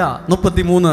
സെബുലൂൺ ഗോത്രത്തിൽ നിന്ന് ആയുധധാരികളും ഏകാഗ്രതയോടെ ദാവീദിനെ സഹായിക്കാൻ സന്നദ്ധരും യുദ്ധപരിചയമുള്ളവരായ 50,000. 50,000. എല്ലാ പൂജ്യമുണ്ടോ? 50,000. 50,000 ഇവിടെ എത്തി. 50,000 മറന്നുപോയല്ലോ. എവിടെയാന്ന്? എവിടെ എത്തി? 37,000. 34. നഫ്താലി ഗോത്രത്തിൽ നിന്ന് 1000 നേതാക്കന്മാർ. അവരോടുകൂടെ കുന്തവും പരിചയം ധരിച്ച 37,000 പേര്. ദാൻ ഗോത്രത്തിൽ നിന്ന് യുദ്ധസന്നദ്ധനായ 28,600 പേര്. ആഷേർ ഗോത്രത്തിൽ നിന്ന് പരിചയസമ്പന്നരും യുദ്ധസന്നദ്ധരുമായ 40,000. ജോർദാൻ്റെ മറുകരയിൽ നിന്ന് റൂബൻ ഗോത്രജരും മനാസയുടെ അർദ്ധഗോത്രത്തിൽ നിന്നുള്ളവരുമായ ആയുധധാരികളായി 1,20,000. യുദ്ധസന്നദ്ധരായി യോദ്ധാക്കൾ ദാവീദിനെ ഇസ്രായേൽ മുഴുവൻ്റെയും രാജാവാക്കണമെന്ന് പറഞ്ഞ് വന്നവരാണ്. എത്ര പേരുണ്ട് ഇപ്പം? 3,40,822. ഇത്രയും പേര് വന്ന് എന്തിനാണെന്നറിയോ? ഒറ്റ മനസ്സോടെ ഈ ദാവീദിനെ രാജാവാക്കണമെന്ന് പറഞ്ഞുകൊണ്ട്. ഇത്രയും പേര് അത് വന്നവരൊന്നും ചില്ലറക്കാരല്ല, ആയുധധാരികൾ, സാമർഥ്യമുള്ളവർ, നാട്ടിലെ വലിയ വലിയ ആളുകളാണ്. ഈ ലക്ഷക്കണക്കിന് ആളുകൾ വന്ന ഒറ്റ കാര്യത്തിനാണ് വന്നേ, ദാവീദിനെ ഇസ്രായേലിൻ്റെ രാജാവാക്കണമെന്ന് ദൃഢനിശ്ചയത്തോടെ തീരുമാനിച്ചോണ്ട്. ശ്രദ്ധിച്ചേ, ഇത്രയും പേര് ഒരാളെ ഇത്ര സപ്പോർട്ട് ചെയ്യാൻ ഇദ്ദേഹത്തിന് എന്താ പ്രത്യേകത? അഭിഷേകത്തെ ബഹുമാനിക്കുന്നവനെ ദൈവം ഉയർത്തു എന്ന് പറഞ്ഞാൽ അത് സത്യമാണ്. ഹല്ലേലൂയ, ആമേൻ. ദൈവത്തെ ബഹുമാനിക്കുന്നവരെ, ബഹുമാനിച്ച ഒരാളെ ഉയർത്താൻ 3 ലക്ഷത്തോളം ആൾക്കാരായി ഇപ്പം വന്നിരിക്കുന്നത്. ദൃഢനിശ്ചയത്തോടെ, അതിനകത്ത് കസേരകളിയില്ല, ഒറ്റ മനസ്സോടെ ഇത്രയും പേര് ഒരുമിച്ച് പറയുക, ദാവീദേ നീ രാജാവാകണം, ഇസ്രായേലിൻ്റെ രാജാവാകണം. എന്നിട്ട് ഇവരെന്ത് ചെയ്തു? 39-ാമത്തെ വാക്യം, തങ്ങളുടെ സഹോദരന്മാർ ഒരുക്കിയ വിഭവങ്ങൾ ഭക്ഷിച്ചും പാനം ചെയ്തും അവർ 3 ദിവസം ദാവീദിനോടുകൂടെ താമസിച്ചു. എത്ര ദിവസം? എത്ര പേരുണ്ട്? 3.5 ലക്ഷം പേർക്ക് ശാപ്പാട് വെക്കാൻ എത്ര വലിയ ചെമ്പ് വേണമെന്ന് കൂട്ടി നോക്കിയോ, ഒന്ന് കൂട്ടി. 3.5 ലക്ഷം പേർക്ക് ഒരു നേരത്തെ ശാപ്പാട് കൊടുത്താൽ നമ്മുടെ വീട് സ്ഥലവും വിൽക്കണം, വിറ്റാലും നടക്കത്തില്ല, കുടുങ്ങിപ്പോവും. 3.5 ലക്ഷം പേർക്ക് 3 പേർക്ക് ദാവീദ് ശാപ്പാട് കൊടുത്തു 3 ദിവസം. എവിടെ കിടന്നു കാണും? എന്ത് ചെയ്ത്? ഇത്രയും പേർക്ക് ഇവിടെ 100 പേര് വരുമ്പോഴേ ഇവിടെ സ്ഥലമില്ല. അപ്പം പുള്ളി ചില്ലറക്കാരൊന്നുമല്ല, താമസിച്ചു. 40-ാമത്തെ വാക്യം വായിച്ചേ. സമീപസ്ഥരും ഇസ്സാക്കർ, സെബുലൂൺ, നഫ്താലി എന്നീ ദൂരദേശത്ത് വസിക്കുന്നവരും കഴുത, ഒട്ടകം, കോവർ കഴുത, കാള, അവയുടെ പുറത്ത് ധാരാളം ഭക്ഷ്യസാധനങ്ങൾ കൊണ്ടുവന്നു. അവർ അത്തിപ്പഴം, ഉണക്കമുന്തിരി, വീഞ്ഞ്, എണ്ണ, കാള, ആട് എന്നിവ കൊണ്ടുവന്നു. ഇസ്രായേലിൽ എങ്ങും ആഹ്ലാദം. നിങ്ങളുടെ പ്രിയപ്പെട്ടവർ ചിലപ്പോൾ ഈ രാജ്യത്ത് കാണും, ആ രാജ്യത്തിരുന്നവരെന്തെങ്കിലുമൊക്കെ ഇത് കേൾക്കുന്നുണ്ടാകും. അന്നത്തെ കാലത്ത് ഭയങ്കര സന്തോഷം. ഇനി ഒറ്റ കാര്യം നിർത്തുവാണ്. ഇപ്പം ദാവീദിൻ്റെ കൂടെ 3.5 ലക്ഷം ആൾക്കാർ വന്നിരിക്കുക, വലിയ വലിയ ആൾക്കാർ. അത് ഓരോ ഗോത്രത്തിൽ നിന്ന് നേതാക്കന്മാരാണ് വന്നിരിക്കുന്നത്. ഒറ്റ മനസ്സോടെ ദാവീദ് രാജാവാകണം. അഭിഷേകത്തെ ബഹുമാനിച്ചവനെ ദൈവം ഉയർത്തുന്നത് കണ്ടോ? നിങ്ങൾ ആരെങ്കിലും നിങ്ങളോട് പറഞ്ഞിട്ടുണ്ടോ ഇതൊക്കെ വെറുതെയാണ്, അമ്മ ചുമ്മാ പ്രാർത്ഥിക്കാൻ പോകുന്നു, വചനം കേൾക്കുന്നു? ചുമ്മാ ഉള്ള വായ്ത്തലാകത്തെക്കുറിച്ചല്ല ഞാൻ പ്രസംഗിക്കുന്നത്, സത്യത്തിലും ആത്മാവിലും ആരാധിക്കുന്നതിനെക്കുറിച്ചും. വേറെ ഒരു സ്വാർത്ഥതയും ഇല്ലാതെ ഈ വചനത്തെ സ്വീകരിക്കുന്നവർക്കും വേണ്ടിയാണ് ഇത് പ്രസംഗിക്കുന്നത്. ഞാനിവിടെ നിൽക്കുന്നത് എൻ്റെ പേരോ പ്രശസ്തിയോ ഇവിടെയുള്ള സാമ്പത്തികത്തിൻ്റെയോ അളവ് കൂട്ടാനൊന്നുമല്ല. എൻ്റെ പേരും പ്രശസ്തിക്കും കുറച്ചുകൂടെ വലിയ പേരും പ്രശസ്തിയും കിട്ടാനുമല്ല. പക്ഷെ ഇവിടെ നിന്നുകൊണ്ട് ഞാൻ പറയുകയാണ്, വേറെ ഒരു സ്വാർത്ഥതയുമില്ല. ഈ വചനം സത്യസന്ധമായി സ്വീകരിക്കുന്നവനെ, ബഹുമാനിക്കുന്നവനെ, സ്നേഹിക്കുന്നവനെ ദൈവം ഉയർത്തുമെന്ന് മുമ്പേ പറഞ്ഞത് സത്യമാണെന്ന് ദൈവം 1 ദിനവൃത്താന്ത പുസ്തകത്തിൽ തെളിയിച്ചു. ഹല്ലേലൂയ, ആമേൻ. ഇനി ഒരു ഒറ്റ കാര്യം നിങ്ങൾ മടുത്തോ? ഇത്രയും പേര് വന്നു. ഇനി സത്യം പറഞ്ഞ ഞാൻ ദാവീദെങ്കിൽ ഒരൊറ്റ ഞെളിയലുണ്ട്, ഒരൊറ്റ പോക്ക. പിന്നെ എന്നെ പിടിച്ചാൽ കിട്ടിയാലോ കേട്ടോ, എൻ്റെ മുഖഭാവം മാറും, എൻ്റെ സംസാരത്തിൻ്റെ രീതികൾ മാറും, ഞാൻ വലിയ പുള്ളിയായി അങ്ങ് ആളാകും. ഈ ദാവീദ് ഇത് കഴിഞ്ഞപ്പോൾ ഞെളിഞ്ഞു പോയെന്നാണ് എഴുതിയെന്ന് 13-ാം അധ്യായം വായിച്ചേ. 13-ാം അധ്യായം 1-ാമത്തെ കുറച്ച് സമയമുള്ളൂ കേട്ടോ. ദാവീദ് ഇത് കേട്ടപ്പോൾ ദാവീദ് 3.5 ലക്ഷം പേരിവിടെ നിൽക്കുക. എല്ലാവരും ഒറ്റ സ്വരത്തിൽ പറഞ്ഞു, നിങ്ങൾ രാജാവാകണം, വലിയ പുള്ളിയായി. അപ്പോഴും ദാവീദ് പറയാ, ദാവീദ് എല്ലാ സഹസ്രാധിപന്മാരോടും ശതാധിപന്മാരോടും ആലോചന നടത്തി. എന്താ ആലോചിച്ച്? എൻ്റെ സ്ഥാനാരോഹണം എന്നാ എന്നെ ആ കസേരയിൽ ഇരുത്തുന്ന, എന്നാ ചടങ്ങ് വെക്കുന്നതെന്നല്ല തീരുമാനിച്ചത്. അതിനുശേഷം അവൻ ഇസ്രായേൽ സമൂഹത്തോട് പറഞ്ഞു, നിങ്ങൾക്ക് സമ്മതമെങ്കിൽ ഞാൻ പറയുന്നത് നമ്മുടെ ദൈവമായ കർത്താവിന് ഹിതകരമെങ്കിൽ ഇസ്രായേൽ വംശത്തെങ്ങുമുള്ള നമ്മുടെ 3-ാമത്തെ വാക്യം വായിച്ചേ. നമ്മുടെ ദൈവത്തിന്റെ പേടകം വീണ്ടും നമുക്ക് നമ്മുടെ അടുക്കൽ കൊണ്ടുവരാം. ഇത്രയും സ്ഥാനവും പേരും പ്രശസ്തിയും ആളും ബലവും രാജാവാകാൻ തുടങ്ങിയപ്പം ദാവീദ് പറയും, ഒരു കമ്മിറ്റി വിളിച്ചു. എന്നിട്ട് എന്നാ സ്ഥാനാരോഹണ ചടങ്ങ്, എത്ര പേരെ വിളിക്കണം, ഫുഡ് എന്നതാ കൊടുക്കേണ്ടത്, കാറ്ററിംഗുകാരെ ഏൽപ്പിക്കണമെന്നൊന്നുമല്ല ചർച്ച. നമുക്ക് നമ്മുടെ ദൈവത്തിന്റെ പേടകം ഇവിടെ കൊണ്ടുവരണം. ഇനി പറയാൻ സമയമില്ല, അത് പിന്നെ ഒരു ദിവസം പ്രസംഗിക്കാം. നമുക്കൊക്കെ 10 കാശ് വരുമ്പോൾ നമ്മൾ ദൈവത്തിൻ്റെ കാര്യമല്ല ചിന്തിക്കും, പിന്നെ അതിൻ്റെ വഴിക്കാണ് പോകുന്നത്. എത്ര കാശുണ്ടായാലും, എത്ര വലിയ വീടുണ്ടായാലും, എന്തെല്ലാം സ്വാധീനം ഉണ്ടായപ്പോഴും ദാവീദ് പറയുവാണ്, ഒരു കമ്മിറ്റി കൂടിയിട്ട് പറയുക, സഹസ്രാധിപന്മാർ എല്ലാം ഒരുമിച്ച് കൂടി റൂമിനകത്ത് കമ്മിറ്റി കൂടിയിട്ട് പറയുക, നമുക്ക് ദൈവത്തിൻ്റെ പേടകം ഇവിടെ കൊണ്ടുവന്ന് പ്രാർത്ഥിക്കണം. ഇതാണ് ഉയർച്ചയുടെ രഹസ്യം. ഇതാണ് ഒരാൾ അഭിവൃദ്ധിപ്പെടുന്നതിൻ്റെ രഹസ്യം. ഇതൊരു സീക്രട്ട് ഓഫ് സക്സസ് ആണ്. ഇത് എത്രമാത്രം നിങ്ങൾ മനസ്സിലായെന്ന് എനിക്കറിയില്ല. ഒരു നിമിഷം നമുക്കൊന്ന് എഴുന്നേറ്റ് നിൽക്കാം. കാലൊക്കെ മരച്ചു പോയോ? കാലൊക്കെ ഉണ്ടോ നോക്കിക്കുക. അവിടെ കാലൊക്കെ മരച്ചു പോയി കഴിഞ്ഞാൽ നമുക്ക് തന്നെ തോന്നും കാലില്ലേ, അയ്യോ രക്തഓട്ടമൊക്കെ ഒന്ന് വരട്ടെ. എന്നിട്ടൊന്ന് കണ്ണുകളൊക്കെ നടച്ചേ. നിങ്ങൾ എവിടെ നിന്ന്, ഏതു ദേശത്തുനിന്ന് വന്നവരാകട്ടെ, അഭിഷേകത്തെയും ദൈവീക കാര്യങ്ങളെയും ബഹുമാനിച്ചാൽ, സ്നേഹിച്ചാൽ, അങ്ങനെ സ്നേഹിച്ചയാളാ ദാവീദ്. എന്നിട്ടോ കണക്ക് കൂട്ടിയതനുസരിച്ച് 3.5 ലക്ഷത്തോളം നേതാക്കന്മാർ ഒരുമിച്ച് കൂടിയിട്ട് ദൃഢനിശ്ചയത്തോടെ ഒരേ സ്വരത്തിൽ പറയുക, ദാവീദ് ഇസ്രായേലിൻ്റെ രാജാവാകണം. 3 ദിവസം അവിടെ താമസിച്ചു ഫുഡ് കഴിച്ച്. 3 ദിവസം കഴിഞ്ഞ് ദാവീദ്, ഇനി ഞാൻ രാജാവായി, ഇനി ഞാനാ കളി കളിക്കുന്നത് എന്നല്ല പറഞ്ഞത്. ദാവീദ് ഒരു രാഷ്ട്രീയമല്ല അവിടെ കളിച്ചത്. ദാവീദ് അവിടെ എതിർക്കുന്നവരെയെല്ലാം ഒതുക്കാനല്ല നോക്കിയത്. ദാവീദ് കമ്മിറ്റി വിളിച്ചു കൂട്ടി. അതായത് 12-ാം അധ്യായത്തിൽ 3.5 ലക്ഷം ആൾക്കാർ അവിടെ ഉണ്ട്. 13-ാം അധ്യായത്തിൽ ഇത്രയും ഒരു പുരോഗതിയും ഉയർച്ചയും വരുമ്പം ഞെളിയുമല്ല, ദാവീദ് പറയുവാണ്, ഒരു കമ്മിറ്റി കൂടണം.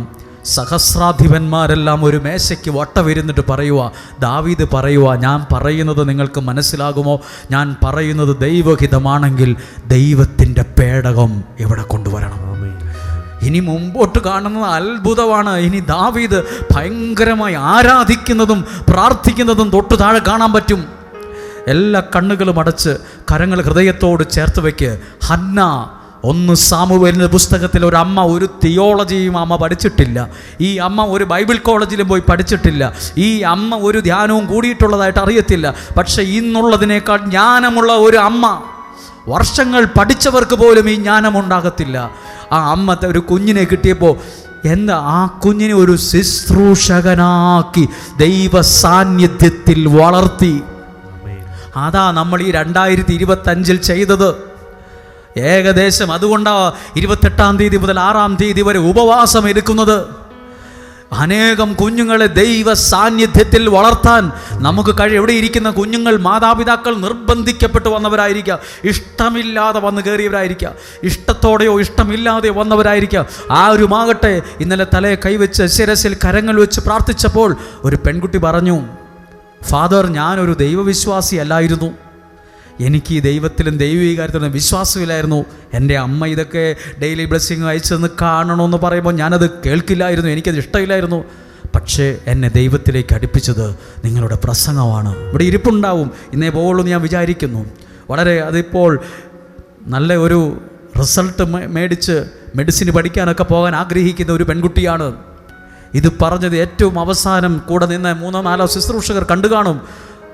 ഒരു പെൺകുട്ടി വന്ന് പറഞ്ഞ്, എന്നെ ദൈവത്തിലേക്ക് അടുപ്പിച്ചത്, എന്നെ ദൈവീകമായ കാര്യങ്ങൾ മനസ്സിലാക്കി ദൈവീകമായ കാര്യം അടുപ്പിച്ചത്, ഞാൻ ഇതിനെയൊക്കെ ഉപേക്ഷിച്ചതാണ്, ഇതിലൊന്നും കഥയില്ലെന്ന് ചിന്തിച്ചുകൊണ്ടിരുന്ന ആളാണ്. പക്ഷേ ഈ വചനം കേട്ടപ്പോൾ ആ വചനത്തിലെ അനുഗ്രഹങ്ങൾ എനിക്കിന്ന് അനുഭവിക്കാൻ കഴിയുന്നു. ഹന്ന തൻ്റെ മകൻ, എനിക്കാകെ ഒരു മകനെ കിട്ടിയുള്ളൂ, കുറേ നാൾ ആഗ്രഹിച്ച് കിട്ടിയതാ, അതുകൊണ്ട് വീട്ടിൽ തന്നെ മൂടി വച്ചിരിക്കുകയല്ല ചെയ്തേ, ദേവാലയത്തിൽ കൊണ്ടുവന്നു, അജീവാനന്തരം ദൈവത്തിന് സമർപ്പിച്ചു, എന്നിട്ടൊരു ശുശ്രൂഷകനാക്കി വളർത്തി. ഇങ്ങനെയൊക്കെ വളർന്നു വന്നപ്പോൾ എഴുതിയിട്ടുണ്ട്, സാമുവേൽ അവൻ്റെ ഒരു വാക്കുപോലും വ്യർത്ഥമായി പോകാൻ സ്വർഗത്തിലെ ദൈവം ഇടവരുത്തിയില്ലെന്ന്. ദാവീദ്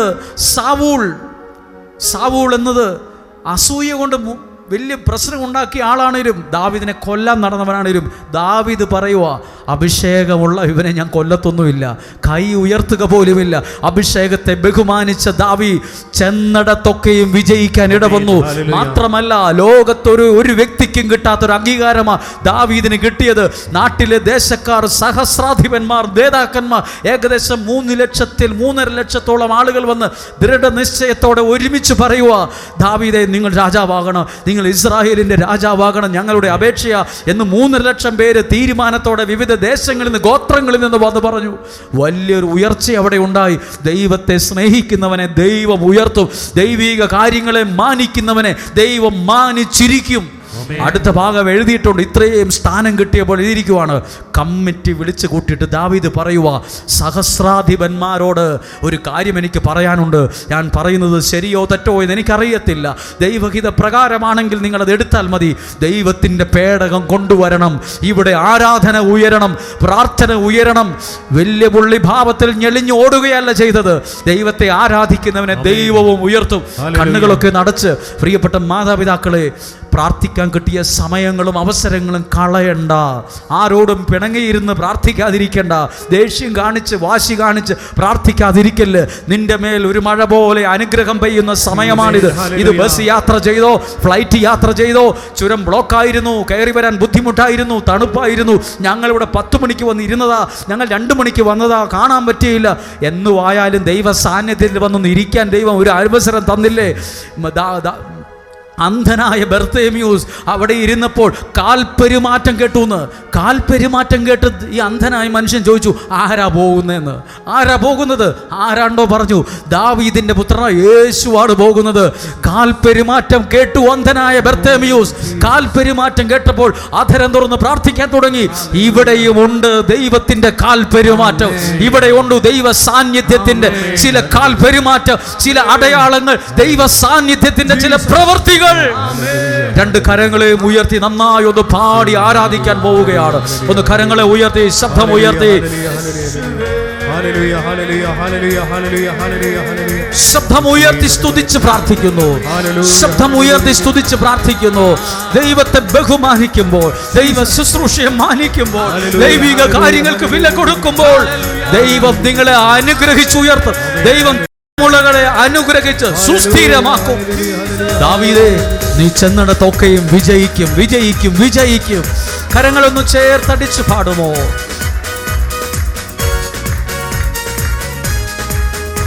യേശുവിന്റെ ദൈവത്തെ പോ വേറൊരു ദൈവമില്ല. യേശുവിന്റെ ദൈവത്തെ പോ വേറൊരു ദൈവമില്ല.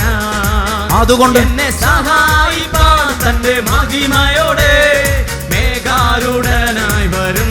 ആമേൻ. എന്നെ സഹായിപ്പാൻ തന്റെ മഹിമയോടെ മേഘാരൂഢനായി വരും.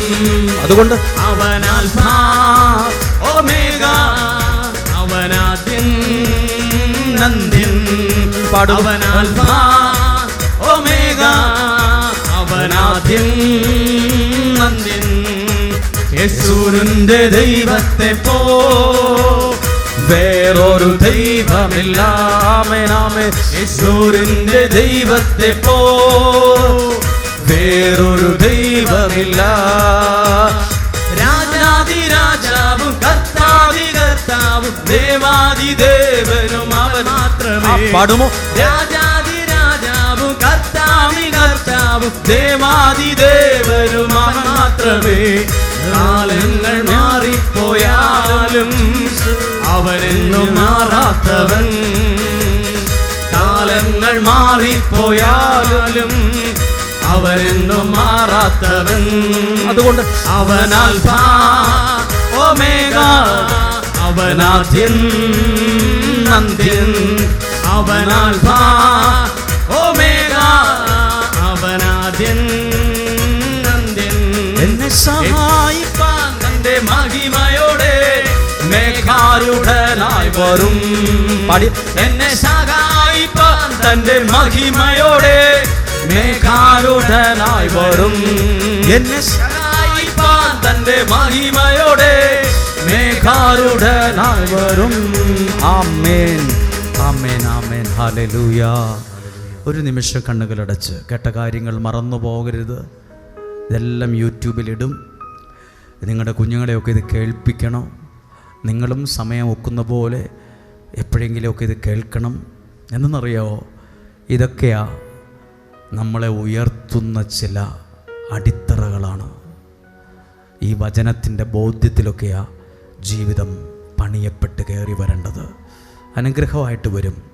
ദൈവം നമ്മളെ സഹായിക്കും.